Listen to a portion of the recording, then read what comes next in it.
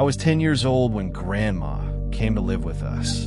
It was about 6 months after Granddad passed away, and I guess, looking back, she must have been lonely in that big house of theirs, rattling around with only the grief and memories for company. So despite a few protests from Mom, my parents took her in. There were no protests from me. None at all. Grandma was loud and fun, and I loved her. She had an almost limitless supply of boiled sweets, and she'd always slip me a couple whenever she saw me. She was always the first to stick up for me when I got in trouble too. But it was her stories I loved best. Grandma had all kinds of stories. Stories about growing up during World War II, and stories about the things she'd get up to with her friends on the South Coast after her family had been evacuated. Sad stories, funny stories, adventure stories. But it was her scary stories that were my favorite. Grandma had lots of scary stories. She told me she dabbled in the occult when she was a teenager, trying out Ouija boards with her friends. Tarot cards, fortune-telling, all that stuff.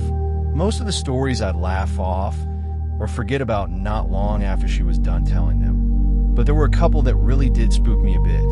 I was only 10 at the time, you have to understand.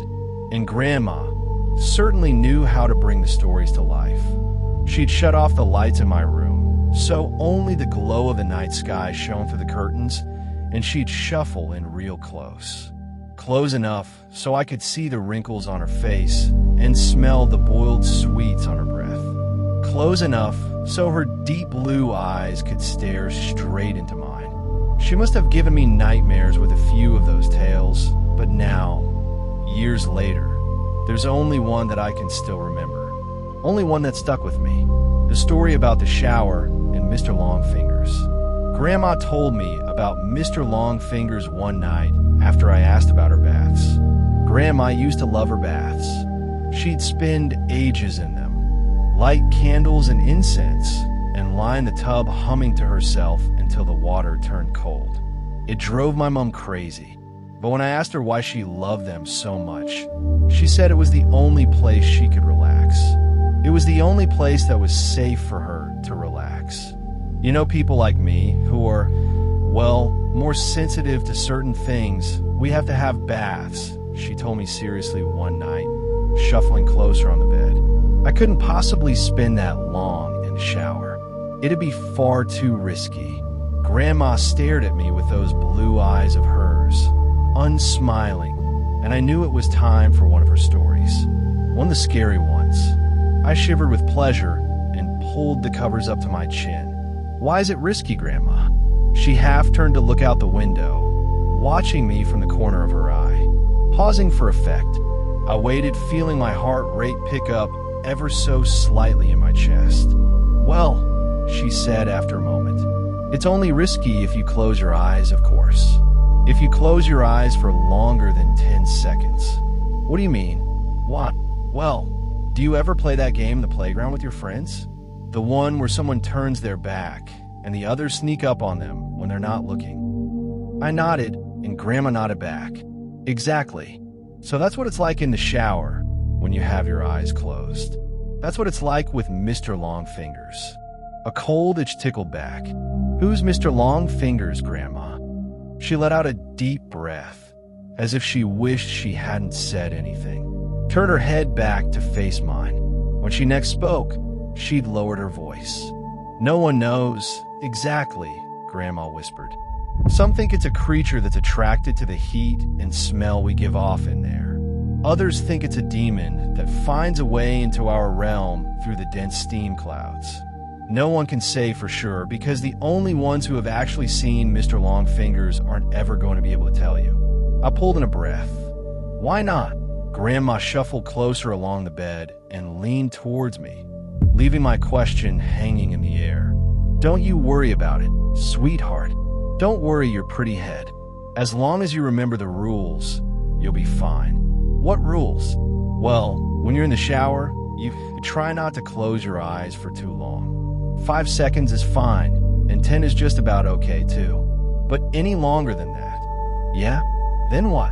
Well, any longer than that, and you may just start to feel something in the room with you. Something watching. And if you ever go longer than 15 seconds, that's when you might start to hear a noise too. Hear what? The soft tap tap tap of fingers on glass. Fingers drumming against the glass door of the shower. If you do ever hear that noise, God forbid, will you make me a promise? What, Grandma? Promise me you'll never open your eyes. Asterisk. I barely slept that night. Hardly at all. I closed my eyes and tried to relax. But every time I did, I'd imagine a face pressed against my bedroom window, staring in at me. And when I did finally get to sleep, I had nightmares. Bad ones.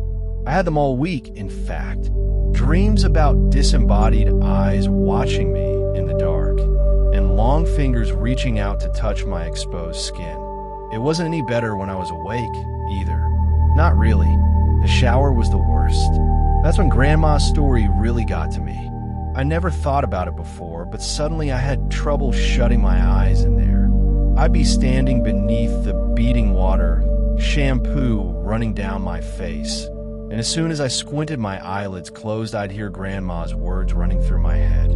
5 seconds is fine, and 10 is just about okay too. But any longer than that, I'd rub my hair fast, feeling the shampoo dripping off my chin.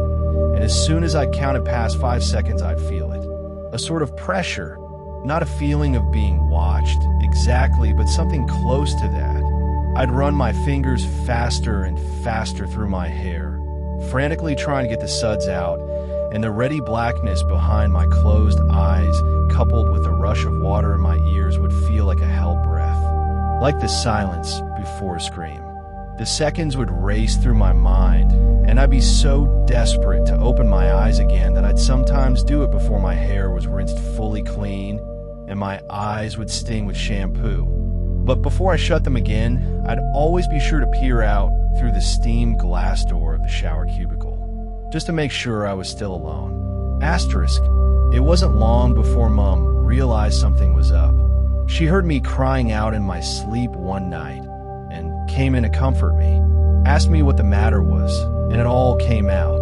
I told her about Grandma's stories and about Mr. Longfingers. She got this look on her face when I was telling her, like she used to get with me when I'd made her really mad. This wide-eyed, angry look. Only this time, she wasn't angry with me. She was angry with Grandma. My parents' room was next to mine, and sometimes if I pressed my ear against the wall, I could hear them talking in there. Soft whispers.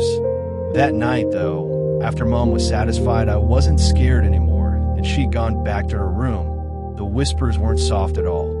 Oh no, I heard Mom hissing to Dad about Grandma, about the story she'd told me. Mom's voice floated through the wall, sharp and crisp. You know what your fucking mother said to him now, don't you, Simon? Dad's response was an unintelligible mutter. She's told him there's a monster that'll get him if he shuts his eyes in the shower. A monster? The poor kid's been having nightmares about it all week. Seriously, Simon, you'd better say something to her tomorrow morning, first thing, or I will. Grandma came to visit me in my room the following night. That time, as she perched on the end of my bed, there were no stories. Nothing like that. Grandma just sat there and stared down at me, her blue eyes wide and sad. The light from the moon outside my window lit up her wrinkled face. You know I'd never let anything bad happen to you, don't you? She said after a moment. I nodded my head. I know, Grandma. You know I wouldn't let you come to any harm. I nodded again. Okay, good. That's good. She looked away from me for a moment, out the window.